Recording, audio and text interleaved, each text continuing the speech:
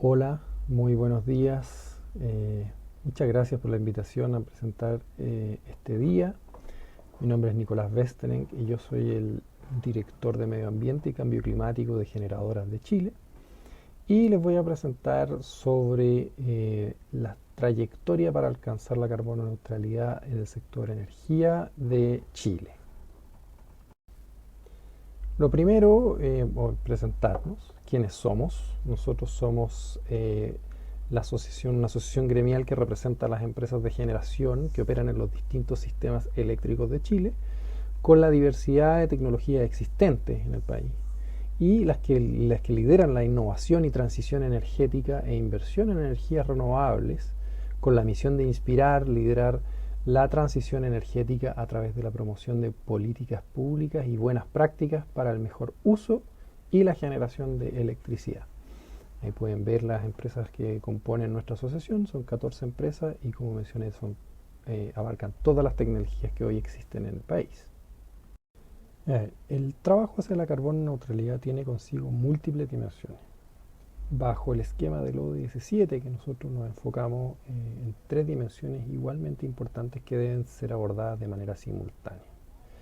Las emisiones globales, causantes del cambio climático, las emisiones locales, que causan la contaminación al aire, y el acceso equitativo a energía de calidad. Esto reduce la pobreza energética. Y esto dio pie para que integráramos dentro de un estudio de cómo la trayectoria de la carbono neutralidad puede tener impactos significativamente positivos para la sociedad. Puesto en contexto, hoy el petróleo, el carbón y el gas natural siguen siendo las fuentes dominantes de energía y de emisiones de gases de efecto invernadero del país. Si nos vamos a las fuentes primarias de energía en Chile, alrededor del 74% del suministro de energía proviene de combustibles fósiles y estos serían los causantes de alrededor del 76% de las emisiones de gases de efecto invernadero en nuestro territorio. Por otro lado, la forma en que consumimos la energía en el país es también fuertemente radicada en los combustibles fósiles, principalmente por el transporte, que es el principal consumidor de energía de Chile, y eso se puede apreciar en que un 30% del consumo de energía en el país es diésel, y solo el 22% de la energía que consumimos es electricidad, lo que nos lleva a que tenemos todavía un tremendo desafío en lograr electrificar y desplazar aquellos combustibles fósiles de nuestra matriz de consumo. Además, adicionalmente al consumo de combustibles fósiles, tenemos también un porcentaje no menor de leña o biomasa que se utiliza en todos los hogares de la zona centro-sur del país para calefacción. Esto realmente ha significado el principal problema ambiental del país, que es la contaminación al aire, donde hoy tenemos más del 50% de la población expuesta a niveles de contaminación por sobre el estándar de calidad del aire fijado por la autoridad y que son causantes de más de 3.600 muertes prematuras al año. Si revisamos en detalle el aporte que tiene esta contaminación ambiental por parte de la leña, las emisiones de material particulado fino en el país, el 85% aproximadamente de esas emisiones de material particulado fino provienen de la quema de leña en general mal utilizada, leña húmeda, de mala calidad, que ocasiona solo por su lado unas 2.000 muertes prematuras al año, con un costo de alrededor de $1.000 millones anuales como costo social. Eh, y ahí pueden ver que en el gráfico se nota toda la zona centro-sur donde es predominante el uso de leña y el principal causante de aquellas emisiones de material particulado fino. Dentro de nuestro análisis, el logro de la meta de carbono neutralidad implica múltiples iniciativas dentro del sector energía, pero también se trabaja bajo un supuesto muy relevante, que es el de mantener o mejorar nuestra capacidad de captura forestal. En el gráfico pueden ver la línea roja que muestra el escenario de emisiones bajo los esquemas actuales y la línea punteada de abajo muestra la trayectoria que tendríamos que seguir para lograr la carbono neutralidad y la implementación de las medidas para lograr esa carbono neutralidad.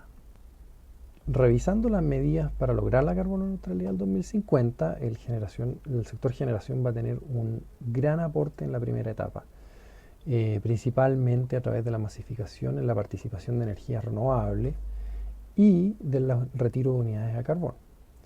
Sin embargo, tenemos sectores como el transporte que siguen en un considerable alza en sus emisiones y van a requerir de medidas relevantes en lo que es principalmente el transporte terrestre y transporte de carga terrestre, que son los principales consumidores de diésel, como vimos, y que siguen siendo los principales emisores de gases de efecto invernadero.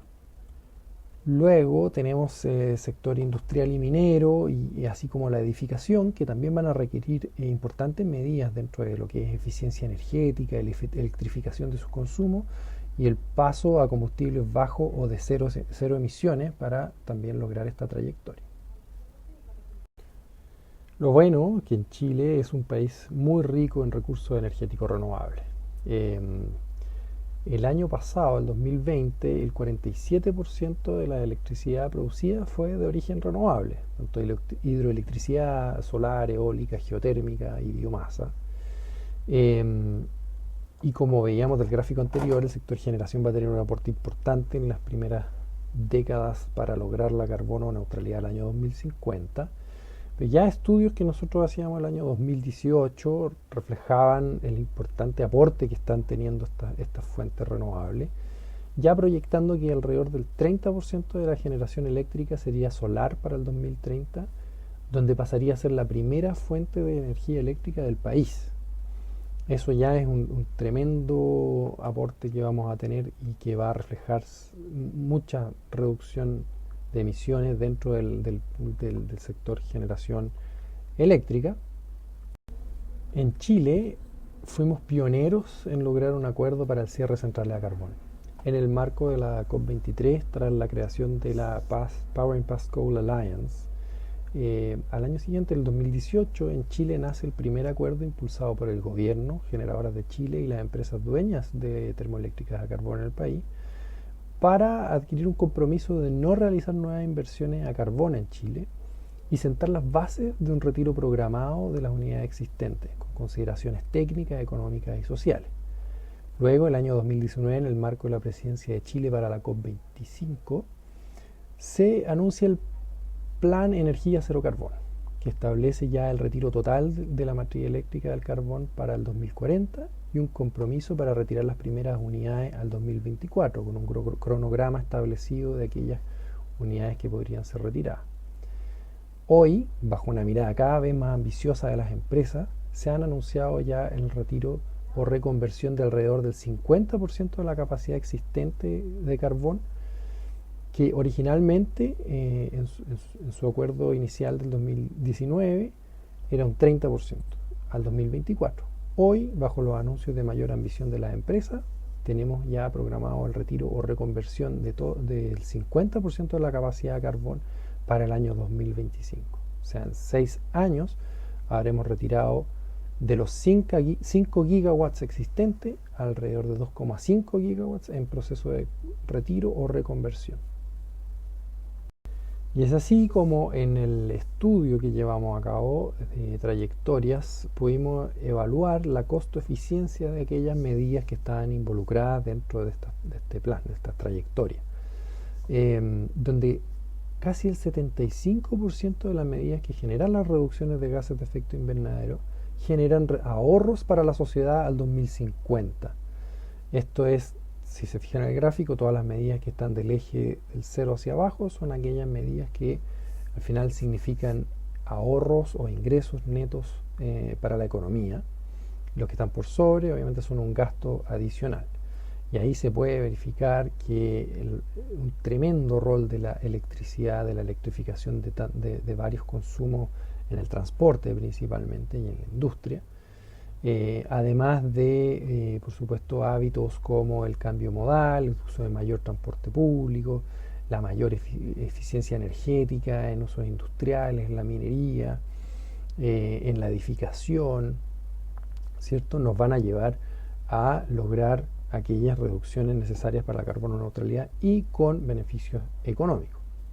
Y Y si a estas medidas le agregamos además la componente de beneficios sociales por calidad del aire, es decir, incorporamos dentro del análisis el valor de hacerse cargo de aquellas externalidades que hacían daño a la salud y estas muertes prematuras y ¿cómo se llama? Admisiones hospitalarias que estábamos ya visualizando por el daño que se hacía a las emisiones de contaminantes locales, nos resulta que los beneficios incrementan radicalmente. Y medidas que se veían como no muy costo eficientes, como la aislación de vivienda y el uso de sistemas eléctricos de calefacción en base a bombas de calor, si hacemos la combinación de esas dos cosas, aislamiento de viviendas y electrificación de la calefacción, tenemos la medida más costo eficiente de todo el sistema en términos de impacto social. En ese sentido, y en función de lo que hemos revisado, tanto por el consumo de leña y el consumo de combustibles fósiles asociados principalmente al transporte y a otros usos industriales, electrificar la demanda de energía es una oportunidad muy relevante para reducir las emisiones de gases de efecto invernadero, la contaminación del aire, reducir la pobreza energética y aumentar la eficiencia energética. Y la penetración masiva y creciente de electricidad renovable va a ser clave para la descarbonización de la demanda energética. Aquella electrificación de ciertos consumos que ya estábamos mencionando, que va a ser cada vez más renovable. Aquí pueden ver el gráfico en donde las proyecciones que ya teníamos el año 2019 decían que al 2030 íbamos a poder tener una capacidad de aproximadamente 86% de generación en base a energía renovable. Recordemos que hoy, al año 2020, el 47% de la generación eléctrica fue renovable. Aquí las proyecciones decían que el 86% iba a ser generación renovable al 2030 y ya al 2050 vamos a poder lograr del orden del 94% de generación eléctrica en base a fuentes renovables. Esto sumado que alcanzar la carbono neutralidad va a reducir la demanda total de energía, vamos a ser más eficientes en el consumo, pero va a aumentar la demanda de electricidad.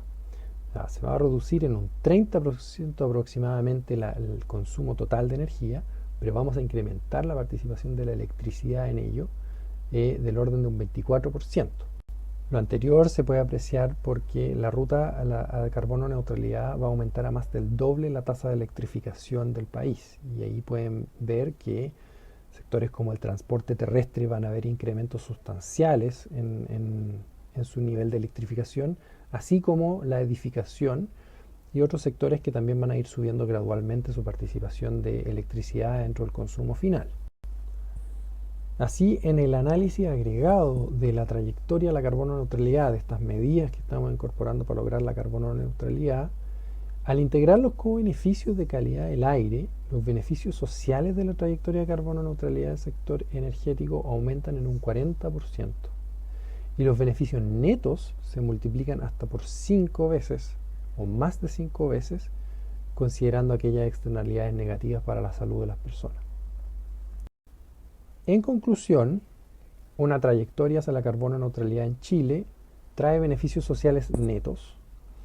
Al incorporar los co-beneficios de calidad del aire se incrementa radicalmente estos beneficios. Al alcanzar la carbono neutralidad va a reducir el consumo de energía final de Chile en un 30% y va a incrementar el consumo de electricidad en un 24% respecto al caso base. En la primera década de lograr la trayectoria de la carbono neutralidad, o sea 2020-2030, el sector generación eléctrica va a aportar con más del 60% de la reducción de emisiones de gases de efecto invernadero.